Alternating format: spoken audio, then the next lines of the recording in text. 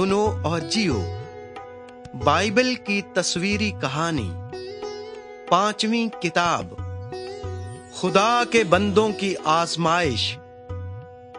عزیزو آداب، سبز کتاب والی کہانیاں خدا کی کتاب یعنی بائبل مقدس میں سے لی گئی ہیں۔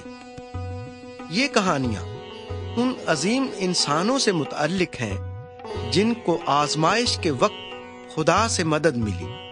انہیں سنیے۔ جب آپ یہ آواز سنیں تو اگلی تصویر دیکھیں۔ تصویر نمبر 1، نعمان الیشا کے گھر میں۔ الیشا اسرائیل کی سرزمین میں ایک بہت بڑا استاد اور نبی تھا۔ ایک دن نعمان نامی ایک شخص اس کے گھر آیا۔ وہ شامی فوج کا کمانڈر تھا اور شام بنی اسرائیل کا دشمن تھا۔ نعمان ایک بہادر اور طاقتور شخص تھا، لیکن وہ کوڑھی تھا۔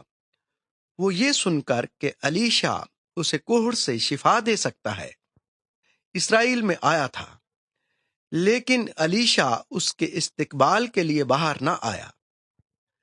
الیشا نے اپنے نوکر کی معرفت اسے کہلا بھیجا، جا اور دریائے یردن میں 7 بار غوطہ لگا اور تو کوڑھ سے شفا پائے گا۔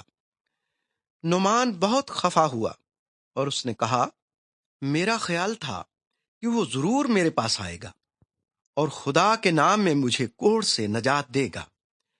چنانچہ نعمان بڑے قہر میں واپس چلا گیا۔